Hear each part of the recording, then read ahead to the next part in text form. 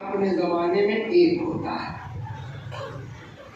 ایک وقت میں دو امام چلا آ رہا ہے نا، جیسے امام حسن امام حسین ہے، امام ایک ہی ہے، یا حضرت علی علیہ السلام ہے اور امام حسن امام حسین ہے، لیکن امام ایک ہی ہے، امام حسین ہے، امام سجاد ہے، مگر امام تو امام ایک ہی ہے۔ ایک بات، دوسری بات یہ ہے کہ عورتوں میں امام تھے۔ ایک بات یہ طے ہو گئی کہ جناب فاطمہ اول امام نہیں ہے، معصومہ ہے، سب کچھ ہے۔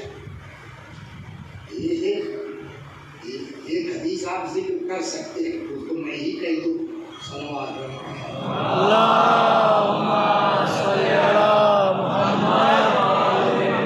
اور اس پر میں بحث کر چکا ہوں، پتہ نہیں یہاں کیا کہ نہیں کیا، لیکن اپنے علاقے میں اس پر میں پوری گفتگو کر چکا ہوں۔ ہے تھوڑی گاڑی یہاں نہیں چھیڑوں گا، اگر چھیڑنا بھی ہوگا تو اور بڑھیا سے تیاری کر کے پھر اگلے سال اس کو چھیڑیں گے۔ ہاں، جب تک پوری تیاری نہ ہو کودنا نہیں چاہیے آدمی کو۔ 3-4 سال پہلے پڑھا تھا اپنے علاقے میں، تب بالکل سیٹ تھا، اب دماغ سے نکلی تو اگلے سال تیار ہوتے آئیں گے۔ تو یہ ہے جواب اس کا۔ حدیث بڑی مشہور ہے، لولاک لما خلقت الافلاک، پیغمبر اگر آپ نہ ہوتے تو میں کچھ پیدا نہ کرتا۔ یہ کتنا مشہور ہے، فقرہ آگے ہے، وَلَوْلَا عَلِيٌّ لَمَا خَلَقْتُكَ، اور اگر علی نہ ہوتے تو میں آپ کو خلق نہ کرتا۔ آج یہ بھی سوال آیا تھا وہاں مسائل زندگی میں کہ شیعہ لوگ کہتے ہیں کہ حضرت علی رسول اللہ سے افضل ہے، معاذ اللہ۔ یہ بالکل غلط ہے، بالکل غلط ہے، بالکل غلط ہے۔ یہ ہم شیعوں پر اتہام ہے، بہتان ہے۔ کوئی شیعہ کا چھوٹے سے چھوٹا، بڑے سے بڑا عالم اس بات کا قائل نہیں ہے۔ سب کا نظریہ یہ ہے کہ رسول اللہ کے برابر کائنات میں کوئی نہیں ہے۔ یہ حدیث بھی حضرت علی کی افضلیت پہ دلالت نہیں کرتی، جس کے انشاءاللہ اگلے سال بحث کریں گے کہ لولاک لما خلقت الافلاک، آپ نہ ہوتے تو میں کچھ پیدا نہ کرتا۔ وَلَوْلَا عَلِيٌّ لَمَا خَلَقْتُكَ، اور اگر علی نہ ہوتے تو میں آپ کو بھی پیدا نہ کرتا۔ وَلَوْلَا فَاطِمَةٌ لَمَا خَلَقْتُكُمَا، اور اگر فاطمہ نہ ہوتی تو آپ دونوں کو خلق نہ کرتا۔ سبحان اللہ، ماشاء اللہ، یا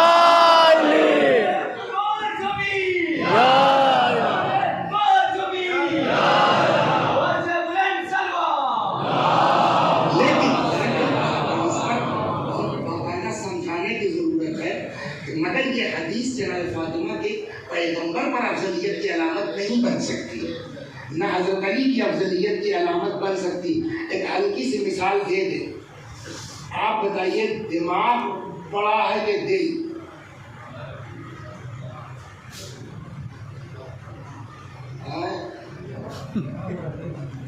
اگر دل بن رہا ہے دماغ کیا کرنے کا؟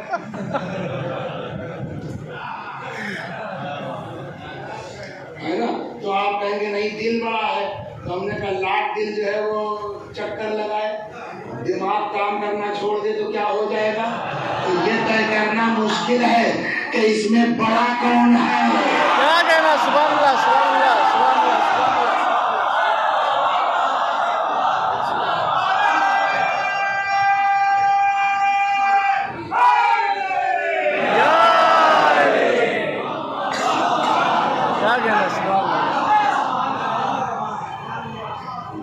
لیکن یہ ہے کہ بغیر دل کے دماغ کام نہیں کرے گا، بغیر دماغ کے دل کا کوئی فائدہ نہیں ہے۔ لیکن پھر بھی ایک چیز تو ماننا پڑے گی نا کہ جتنے عضو کام کریں گے سب کو خون کی سپلائی دل ہی کرتا ہے۔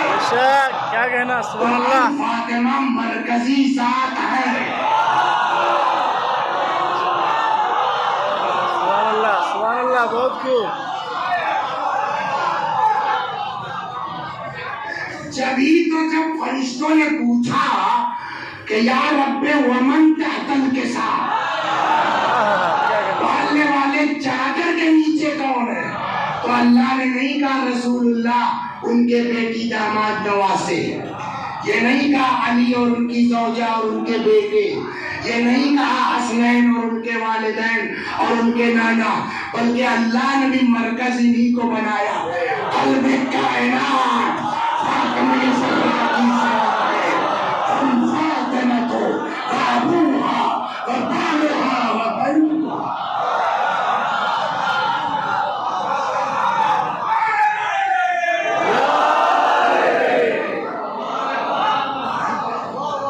تو بلڈ کی سپلائی ہر عضو کو کس سے ہوتی ہے؟ دل سے ہوتی ہے، لیکن افضل مفضول آپ کسی کو نہیں کہہ سکتے۔ فاطمہ کا خون تو سارے اماموں میں ہے، لیکن جب معاملہ علی کا بھی آتا ہے تو فاطمہ علی کی بھی حمایت میں اسی طریقے سے کھڑی ہوئی ہے، اور اگر فاطمہ کی حمایت نہ ہوتی ولایت علی کے لیے، کل یہ بات آئی تھی نا کہ ایک فاطمہ کا وجود ولایت علی کی حقانیت کو قیامت تک کے لیے ثابت کر رہا ہے۔ کیا کہنا، سبحان اللہ۔ ایسے وہ یاد ہے کہ دونوں جگہ روایت ہے نا، کیا کہ اگر کوئی مر جائے اس کی گردن پر بیعت نہ ہو تو اس کی موت کفر کی موت ہے۔ یہی تو علامہ امینی نے پوچھا بھیا خالی اتنا بتا دو کہ فاطمہ کی زندگی میں ان کا امام کون تھا، تو اس بحث سے دیکھیے نا، تو کہنے کا مطلب یہ بحث مناسب نہیں ہے۔ فاطمہ سب کے لیے حجت ہے بے شک، 11 اماموں کے لیے، لیکن مولا کائنات کے متعلق یہ سوال کرنا مناسب نہیں ہے، اس لیے کہ اس میں صاف صاف پیغمبر کی حدیث موجود ہے، لیکن اس میں بڑا لطف ہے۔ پیغمبر نے کیا فرمایا؟ لولا علی لما کان کفر لفاطمہ، اگر علی نہ ہوتے تو فاطمہ کا کوئی کفر نہ ہوتا۔ یہ نہیں فرمایا کہ اگر فاطمہ نہ ہوتی،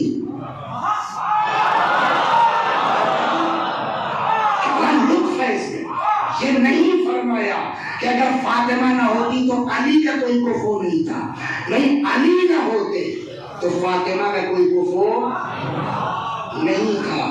تو کفر کا مطلب افضل مفضول نہیں ہے، کفر کا مطلب ایکول ہونا ہے۔ بات واضح ہو گئی نا؟ صلوات، مگر اس پر 10 منٹ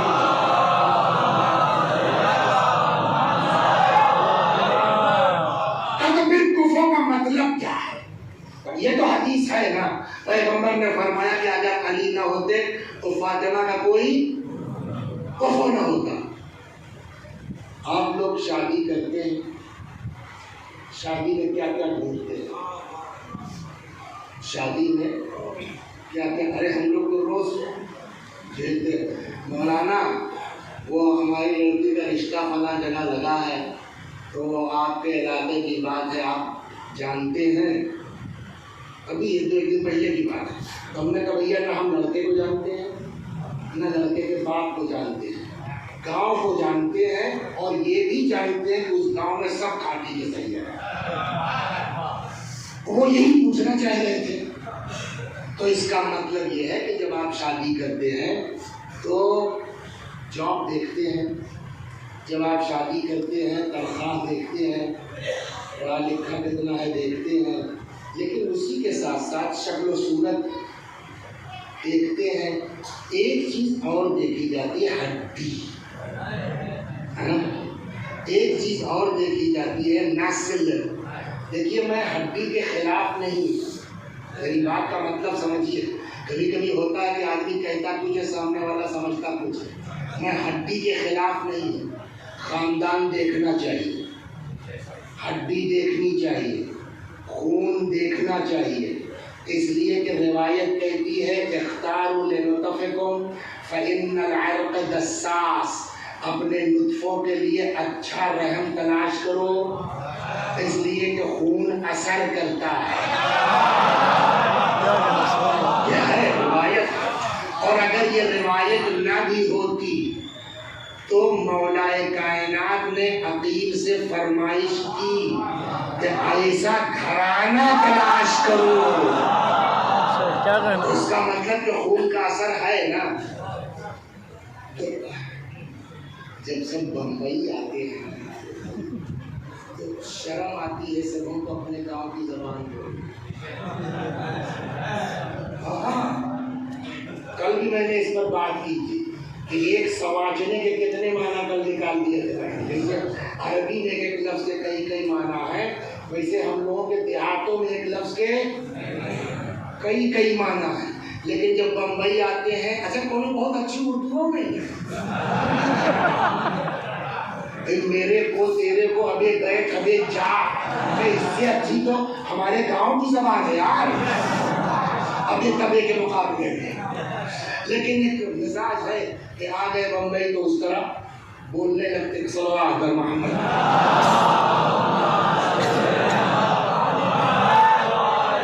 لیکن اپنے گاؤں کو ہلکا مت سمجھیے. سمجھ گئے آپ؟ بعض حدیثیں ایسی ہیں کہ گاؤں کا آدمی زیادہ بڑھیا سمجھے گا بنسبت شہری مولوی کے. ایک حدیث میں اسی موضوع کے تحت سناتا ہوں، اور یہ حدیث سنی شیعہ دونوں کے یہاں. یہ کیسے ہم نے کہا؟ شیعوں کے یہاں تو ہے، ہم نے کتاب میں پڑھا ہے.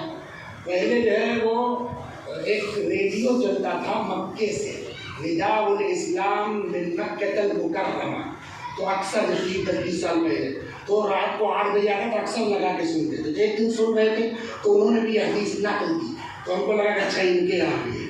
پیغمبر نے فرمایا ایاکم وخزراء الدمن، پرہیز کرو گھور کی گھاس سے. کوڑے دان کی، کوڑے کی سامنے ہے نا کوڑا، دیکھو گھاس. اس کا کیا مطلب ہوا؟ اب گاؤں کا آدمی اس کو بڑھیا سمجھے گا کہ گھور کی گھاس کیا ہوتی ہے. دیکھیے ناٹے بھائی، آپ کو اندازہ ہوگا اس لیے کہ آپ کافی دن کے بعد بمبئی آئے. ہم لوگوں نے بھی گھاس کاٹا، ایسا نہیں کہ ابھی کاٹتے ہیں. تو گھاس کی 2 قسمیں. ایک گھاس ہے جس کو کہتے ہیں موتھا، سمجھ گئے نا؟ یہ کہیں نالی میں اگ جائے گا، برہے میں اگ جائے گا، گیلی جگہ پر یا گھور پر ہی اگ جاتا ہے، مگر بہت ہرا بھرا ہوتا ہے. ایک ہوتی ہے گھاس جو اوسر ٹائپ کی جگہ بنجر میں اگ جاتی ہے، بڑی چوڑی جڑ ہوتی ہے اور بہت خوبصورت نہیں لگتی. موتھے میں اور اس گھاس میں فرق کیا ہے کہ موتھے کو ایک لڑکا بھی چٹکی دبا کے ہاتھ میں آ جائے گی، مگر وہ والی جو گھاس ہوتی ہے، جنہوں نے گھاس کاٹا ہے ان کو اندازہ ہے کم سے کم 3 بار کھرپا ماریں گے تب وہ اپنی جڑ چھوڑے گی. اب سمجھے پیغمبر نے کیا فرمایا؟ ایاکم وخزراء الدمن، پرہیز کرو گھور کی گھاس سے. لوگوں نے کہا یا رسول اللہ وما خزراء الدمن، گھور کی گھاس کیا ہے؟ فرمایا المرأة الحسنہ فی منبت السوء، وہ خوبصورت عورت جو غلط خاندان کی.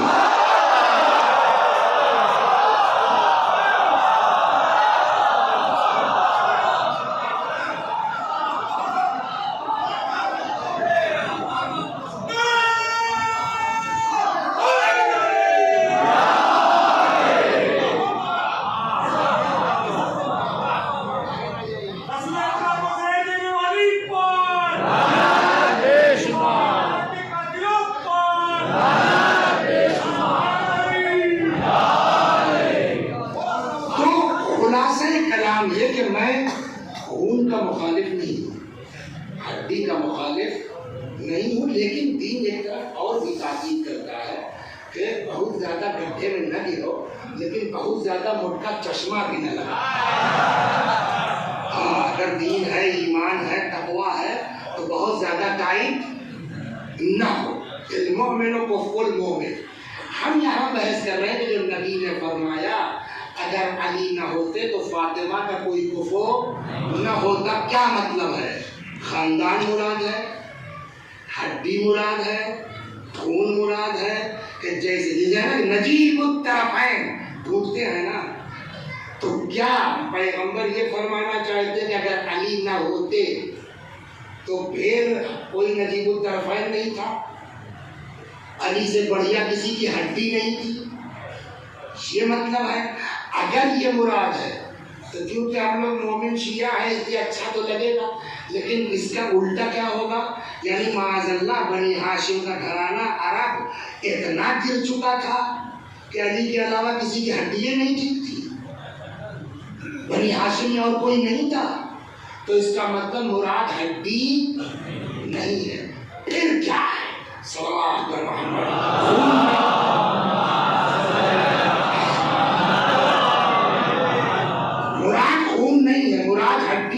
اب میں اس سے آنے سے پہلے دو تین چھوٹے چھوٹے مقدمے عرض کرتا ہوں۔ بولیے معجزہ کسے کہتے ہیں؟ معجزے کو عقل میں نہ آئے جو ڈوبا سورج پلٹ گیا عقل میں نہیں آتا، چاند دو ٹکڑے ہو گیا عقل میں نہیں آتا۔ معجزہ کسے کہتے ہیں؟ کہتے ہیں معجزہ وہ خارق العادہ چیز جو انبیاء اللہ کے نمائندے اپنے عہدے کے ثبوت کے لیے پیش کریں کہ خارجۃ عن طوق البشر، جو عام آدمی کے بس سے باہر ہو۔ تو معجزے کی تعریف کیا ہوئی کہ معجزہ وہ خارق العادہ چیز، یعنی جو یہ چیز ہمارے بس میں نہ ہو اسے کہتے معجزہ۔ اب آئیے، کیا سارے معجزات برابر ہیں؟ دیکھیے معجزہ کہتے ہی اس کو ہے جو ہم سے اوپر ہو، ہمارے بس میں نہ ہو، لیکن جب معجزات کو آپس میں دیکھا جائے گا تو سارے معجزے ایک جیسے۔ مثلا چاند کا دو ٹکڑے ہونا معجزہ ہے، دنیا میں کوئی کر سکتا ہے؟ ڈوبے ہوئے سورج کا پلٹ آنا، بولیے یہ کیا ہے؟ معجزہ ہے، یہ کوئی کر سکتا ہے؟ ہاتھ پہ سنگریزوں کا کلمہ پڑھنا یہ معجزہ ہے، کیا کوئی اس کو کر سکتا ہے؟ میرے وقت تین مثال کافی ہے لیکن کیا یہ معجزے آپس میں اکول ہیں، برابر ہیں؟ کا معجزہ کہتے ہیں اس کا جو ہمارے بس میں نہ ہو، کا ٹھیک، لیکن انہی تینوں میں سے ایک ہے جو غیر نبی سے ہوا، صلوات محمد۔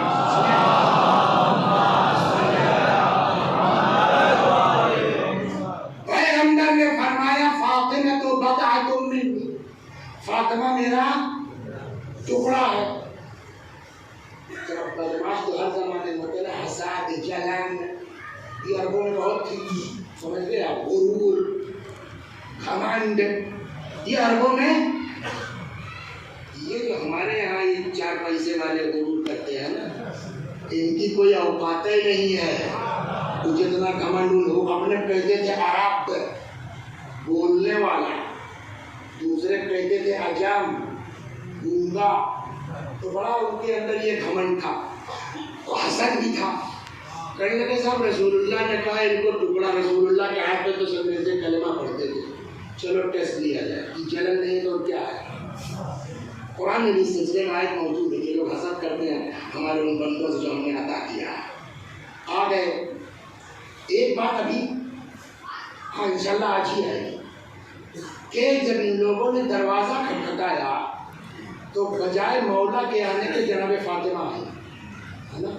یہ دماغ میں رکھیے کہ ان کو پتا ہے کہ کب دروازے پر کس کو جانا، وہ بھی آگے بات آئے گی۔ ان لوگوں نے دروازہ کھٹکھٹایا، خادمہ آ گئی دروازے پر، جناب فضہ کیا ہے؟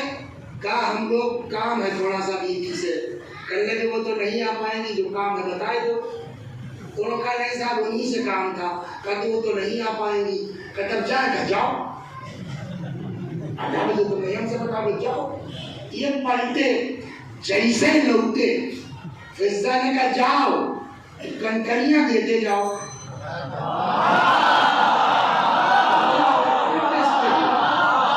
جائیے آپ کنکریاں دیتے جائیے۔ خیر چیز آدمی کو کیا تعجب ہوتا ہے نا، وہاں جانتے ہیں آدمی کیسے ہوتا ہے؟ ایک دوسرے کو ایسے دیکھا ہوگا، جیسے ہی کنکری ہاتھ میں آئی، اشہد ان لا الہ الا اللہ اشہد ان محمد رسول اللہ، تو آنکھ تو اتنے میں نکل آئی، اچانک فضا نے کہا یہ کیا ہے؟ آگے دیکھو، اٹھا کے پھینک دیا، وہ جواہرات میں تبدیل ہو گئی۔ اب فضا کا جواب، ایک فاطمہ کا امتحان لینے والوں، پہلے کنیز کو پہچان لو۔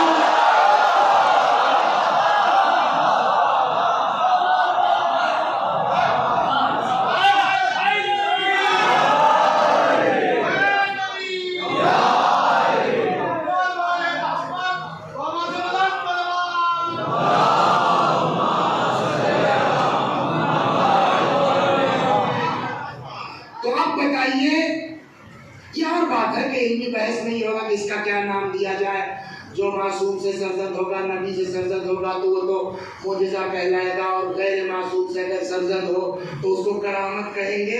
وہ ایک علمی بحث الگ ہے، لیکن ہے ہم سے اونچا کہ نہیں اس پورے تو اس کا مطلب یہ ہوا کہ کرامت کہیے، معجزہ کہیے، یہ سب کا لیول ایک نہیں ہے۔ کچھ ہم سے سب بلند ہے، لیکن کچھ بلند، کچھ اس سے بلند، کچھ اس سے بلند، یہ ہو گئی نا۔ اب معجزات کی خود رسول اللہ کے دو قسمیں ہیں، ایک ہے وقتی معجزہ، سورج ڈوبا تھا پلٹ گیا، وقتی ہے، ایک بار ہوا، 2 بار ہوا، روایتوں میں دوسرا بھی ہے، چاند کے 2 ٹکڑے ہو گئے، ایک بار ہو گیا، یہ وقتی ہے۔ معجزات کی 2 قسمیں، ایک وقتی اور ایک پرماننٹ۔ یہ سارے معجزات کیا ہیں؟ وقتی ہیں، ایک بار ہوا ختم۔ ایک معجزہ رسول اللہ کا ہے پرماننٹ، آج تک چلا رہا ہے۔ اس معجزے کا نام کیا ہے؟ قرآن مجید، پیغمبر کا دائمی معجزہ ہے۔ تو اب قرآن مجید مجموعہ ہے آیتوں کا، سوروں کا، تو ملا کے معجزہ ہے یا ہر سورہ ایک معجزہ ہے؟ ہر آیت معجزہ ہے۔ جواب، قرآن کا ایک ایک حرف معجزہ ہے، ایک ایک آیت معجزہ ہے، زبر زیر معجزہ ہے۔ ہو گئی بات؟ تو جب سب معجزہ ہے تو کیا ساری قرآن کی آیتوں کا اعجاز سیم ہے؟ اور دوسرا سوال، ایک ایک آیت انسان کے بس سے باہر ہے۔ ان کنتم فی ریب مما نزلنا علی عبدنا فاتوا بسورۃ من مثلہ۔ ایک ایک سورہ، ایک ایک آیت معجزہ ہے ہمارے اعتبار سے، لیکن جب آپس میں دیکھا جائے گا تو کیا سب برابر ہے؟ بولیے نہیں۔ ظاہر سی بات ہے، عقلی طور پر بتائیے، جو اعجاز سورہ حمد کا ہے، جو اعجاز آیت الکرسی کا ہے، کیا وہی اعجاز تبت یدا ابی لہب کا بھی ہوگا؟ کہنے لگے مولانا صاحب نے کیا کہ ابا کی بہت سانس اکھڑی تھی، کچھ قرآن پڑھ دو۔ ہم گئے بجائے سورہ یاسین پڑھنے کے، بسم اللہ الرحمن الرحیم، تبت یدا ابی لہب، ہمیں ہنس دو، ہو گئی نا بات۔ تو قرآن کا ایک ایک آیت، ایک ایک حرف معجزہ ہے، لیکن جب آپس میں دیکھا جائے گا تو کچھ بلند، کچھ اس سے بلند، کچھ اس سے بلند ہے نا۔ ویسے ہی اب قرآن کے بعد سیکنڈ نمبر پر کون سی بک آتی ہے؟ بولیے، نہج البلاغہ۔ تو جب قرآن کا آیتیں ایک برابر نہیں ہے، دیکھیے اتنا کھیل کھاتا درست نہیں کرے گا تو آدمی اعتراض کر جائے گا۔ تو جب قرآن کی آیتیں ایک جیسی نہیں ہے تو کیا نہج البلاغہ کے خطبے بولیے ایک جیسے ہو؟ سارے خطبے ہم سے آپ سے بلند ہیں، کوئی دنیا کا آدمی اس طرح بات نہیں کر سکتا، لیکن کچھ بلند ہے، کچھ اس کی دنیا کی مثال دے دیجیے. خدا غریب رحمت کرے، مرحوم اطہر ذاکر اللہ یہاں بمبئی میں پڑھا کرتے تھے، ان کے مقابلے کوئی تھا یا آج بھی ہے؟ اب بھی کیا پڑھا کانگریس صاحب کو دہشت گردی اور اسلام پسند کیسا کاشرا ماشاء اللہ مگر 8 محرم والی کا جواب نہیں. اس کا کیا مطلب؟ 7 محرم والی ہلکی تھی،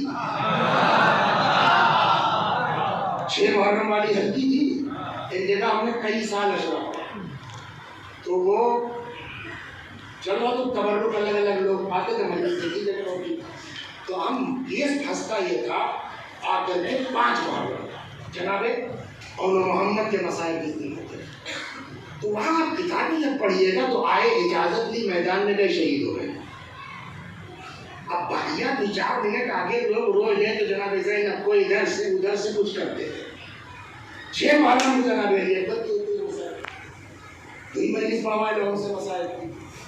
تو ہر سال یہ ہو کہ 6 محرم کی مسائل زبردست ہو جائیں، 5 محرم والے ہلکے ہو جائیں، اور دونوں سگے بھائی ہوتے. تو ان کے ابا ایک دن آئے کہنے لگے مول صاحب میری وہ چھوٹی والی بہو کہہ رہی تھی کہ مول صاحب ہر سال ہماری مجلس میں مسائل ہلکا کریں.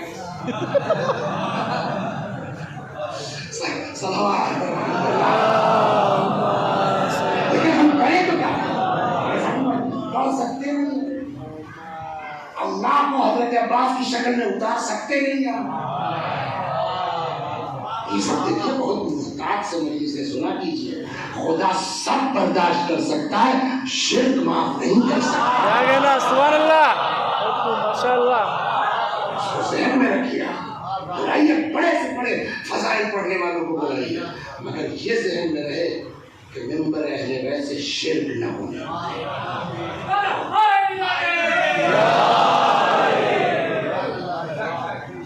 تو اب اطہر صاحب کی مجلس وہ چاہے پہلی محرم کی ہو، 4 کی ہو، 5 کی ہو، ہم سے تو ساری مجلسیں بڑھیا ہیں. لیکن جب ان کی ہی مجلس میں دیکھا جائے گا 6 والی کی بات ہی اور ہے، 8 والے کی مثلاً بات ہی اور ہوتا نہیں ہوتا. ویسے ہی نہج البلاغہ ہر خطبہ کائنات میں کوئی اس کا جواب نہیں دے سکتا، لیکن سارے خطبے جب قرآن کی آیت ایک جیسی نہیں ہے تو خطبہ کیسا ہوگا. انہی خطبوں میں بہت تیز جا رہا ہوں، ایک خطبہ ایسا ہے جس کے لیے ہمارے علماء کے ریمارک سنیے آپ. مرحوم شیخ ابو جعفر کلینی اس خطبے کے لیے کہتے ہیں کہ اگر انبیاء اور اولیاء کو چھوڑ کے دنیا کے سارے فصحاء بلغاء مل کے چاہیں کہ مولا کے اس خطبے کا جواب لے آئیں، امپاسبل. یہ کس کا بیان ہے؟ شیخ جعفر کلینی کا. مرحوم صدر المتعلہین ملا صدرہ وہ اور آگے بڑھے، کہتے ہیں کلینی صاحب یہ انبیاء اولیاء کو الگ کرنے کی کیا ضرورت ہے؟ مطلب دیکھیں پھر میں شروع نبی سب سے بلند، ان کے سب ان کا کوئی مقام، ان کے علاوہ جتنے انبیاء اولیاء صلحاء ہیں، ادیب لوگ ہیں، انبیاء اولیاء کو انکلوڈ کر کے سب مل کے چاہیں تو علی کے اس خطبے کا جواب نہیں لا سکتے. بعض کہتے ہیں پورے نہج البلاغہ میں یہ خطبہ 14ویں کے چاند کی طرح چمک رہا ہے. آخر کیا ہے اس خطبے میں کہ جس کی کہ اس میں مولا کائنات نے دنیا کی خلقت بیان کی ہے.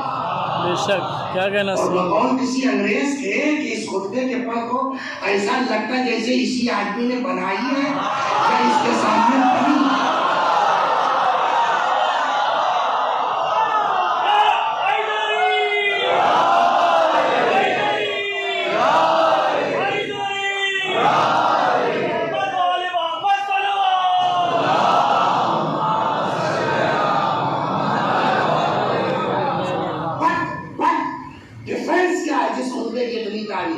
جو لوگ نہج البلاغہ سے ربط رکھتے ہیں ان کو اندازہ ہوگا کہ جنرلی امیر المومنین سلام اللہ علیہ کا کلام مقفع ہوتا ہے، عبارت مسجع ہوتی ہے، لیکن جس خطبے کا اتنی تعریف ہے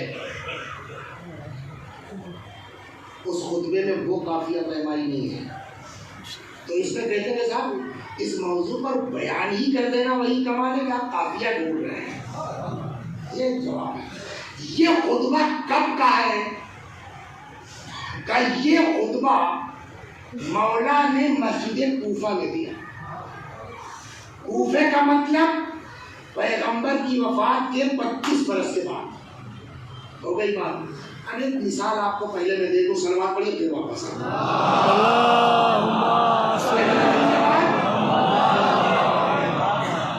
تو اب یہاں آئے جب ہم خمسہ پڑھ رہے ہیں، بڑی تعریف صاحب اس سے پہلے کے ایک مجلس کی، کوئی پڑھ ہی نہیں سکتا، کوئی پڑھ ہی نہیں سکتا، کوئی پڑھ ہی نہیں سکتا، کوئی پڑھ ہی نہیں۔ تب آدمیاں تو ہیں، بڑی محنت کرنی پڑتی ہے تب جا کے آدمی حسد سے اوپر ہو پاتا ہے۔ جب 4-6 لوگوں نے سنایا تو ہم بھی تو آدمی ہیں، اور آدمی کا بدترین آدمی، ہم نے کیا ایسا اس طرح کی بات تو ویسے ہی کہتے بھولنے سے کہ دل کا بوجھ بھی ہلکا ہو جائے، کوئی سن بھی نہ پائے۔ کیا کہنا، سبحان اللہ۔ تو ہم نے کہا کہ ضامن سی ڈی ہے، کہاں ویڈیو پہ یہی لیجیے، سنا ہم نے۔ یہ لوگ سمجھ گئے تھے کہ مولوی صاحب کو کھلا بہت ہے تعلیم، کھلی بہت ہے تعلیم۔ جب سن یار مثال بات، جب سن چکے تو اب آگے بولیے ایسی پڑھ سکتے ہیں؟ میں نے کہا نہیں۔ کہا کیوں؟ میں نے کہا اس لیے کہ اس میں کم از کم 15 بند تو بیرمیز کے تھے، 10 بند مرزا دبیر کے تھے، اور میر مونس کا تھا، اور میر خلیل کا تھا، اور جونپور کے کون تھے، اور وہ انگریزوں شاعر اور فارسی کے شاعر اور عربی کے شاعر۔ ہم کو یار ایک مصرع نہیں یاد ہوتا تو ہم تو زندگی میں نہیں پڑھ پائیں گے اسی، اس لیے کہ میری جو ہے لائنیں نہیں، میں شعر تو چھوڑیے، ایسے شعراء کا نام تک نہیں میں نے سنا ہے۔ تو اب اس جیسی تقریر کون کر سکتا ہے؟ جس کے پاس اس جیسا علم ہو، یعنی وہ بھی ویسی پائے کا شاعر ہے، اس کی بھی نظر عربی شعراء پر ہو، فارسی شعراء پر ہو، انگریزی شعراء پر ہو، ہندوستان کے جدید و قدیم، وہی تو جواب دے سکتا۔ تو کوئی کسی کی طرح تقریر اسی وقت کر سکتا ہے جب اس کا علم اس کے برابر ہو۔ سمجھ میں آ گئی؟ اب سمجھے ملا صدرہ نے کیوں کہا کہ انبیاء اولیاء کو ملا کے کوئی نہیں جواب لا سکتا؟ کہ کیوں؟ کہ جواب وہی دے سکتا ہے جس کا علم اس کے برابر ہے۔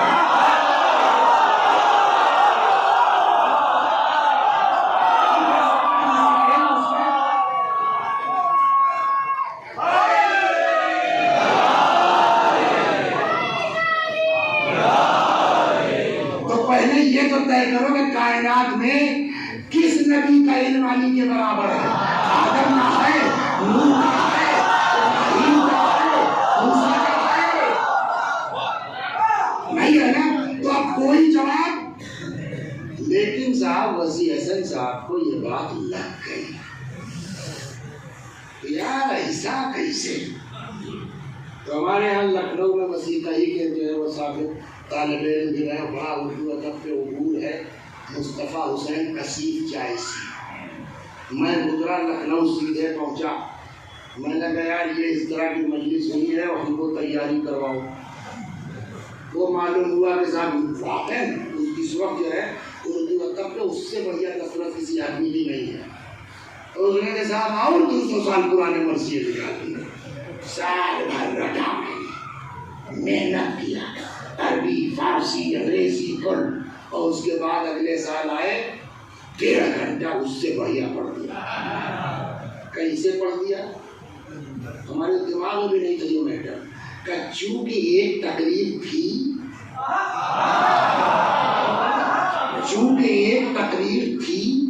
اس کو دیکھ کے سال بھر محنت کر کے ان کی مدد لے کے ہم نے بھی ویسی نہیں اس سے بہتر بنا دی۔ لیکن اس سے پہلے تمہارے دماغ میں بھی نہیں تھی. اس سے پہلے وہی بول سکتا ہے جو اس لائن کا آدمی ہو, اس کا علم اس کے برابر ہو. یہ خطبہ جس کی تعریف اتنی ہے کہ کوئی نبی اس جیسا خطبہ نہیں دے سکتا, چاہے انبیاء ہی کیوں نہ ہو. یہ کب کا خطبہ ہے؟ مسجد کوفہ کا. اگر جناب فاطمہ کی تقریر بعد کی ہوتی تب ہم یہ کہتے کہ مولا کا خطبہ تھا, دیکھ کے انہوں نے بھی تیار کر دیا.